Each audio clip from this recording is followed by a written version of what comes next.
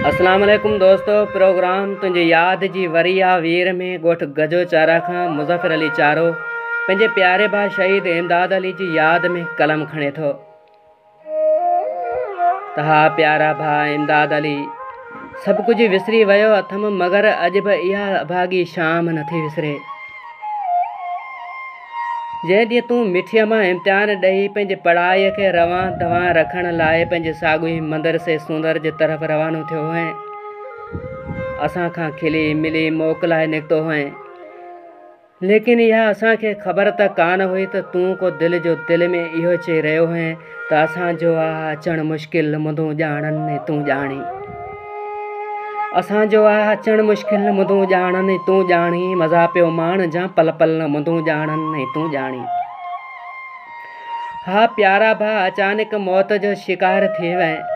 ख़ुशियूं सभु मातम बणिजी वियूं, तमनाऊं अधूरियूं रहिजी वियूं। प्यारा इमदाद भाउ, तोखां पोइ उजड़ी विया आहियूं।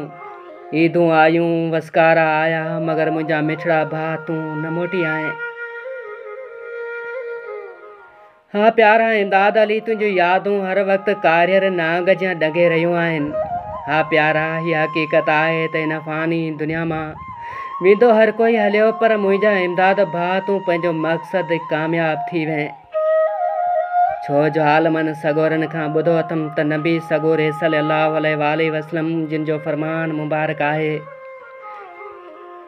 त जेको बि शख़्स अल्लाह पाक जे रज़ा लाइ दीन खे आबाद करण लाइ इल्म जे रस्ते में आहे, उन तालिब इल्म विखनि जे हेठां अल्लाह पाक जा मासूम फ़रिश्ता पंहिंजा पर विछाइनि था।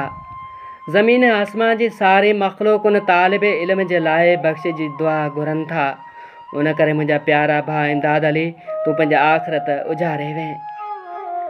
छो त तुंहिंजो हिते रहण वारो मक़सद बि भलो हुयो, तुंहिंजी मोकिलाणी बि तमामु भली थी। ऐं जीअं त तूं शहादत माणे चुको आहीं। हा प्यारा, तूं त पंहिंजी मंज़िल मक़सूद ते कामयाबी सां पहुची वएं ऐं असांखे तना तना छॾे दूर हलियो वएं। असांखे अचानक ख़बर ई कान पई त तूं को जवानी में हीअं हथनि मां छॾाए मोकिलाणी जो हथु लोॾींदे। शायदि भिटाई घोट उन मंज़रनि खे पंहिंजे लफ़्ज़नि में चिटियो आहे त रहिया अथई रात सुबुह वेंदे साझरे। रहिया अथई रात सुबुह वेंदे साझरे, लूम जे लतीफ़ चए कर तिनी जी तात, सिंधी जोगियां ज़ात ॿे भेरे माग मिलई। अदा इमदाद अली, असांजूं उदास अखियूं अॼु बि तोले नीर हारिनि थियूं। दिलि तोखे सारे थी ऐं रोई पवां थो त शायदि तूं मोटी ईंदे। लेकिन जेके ओचितो वेंदा आहिनि इहे कॾहिं मोटी न आहिनि ईंदा। कंहिंजे चवण वारे कहिड़ो न ख़ूब चयो आहे त वण विया वाहिरा विया सॼण सभेई। वण विया वाहिरा विया सॼण सभेई, आऊं रुआं उन्हनि लाइ जेके ॾुख विया ॾेई। ख़बर कान पई त पहिरीं कहिड़े पार विया।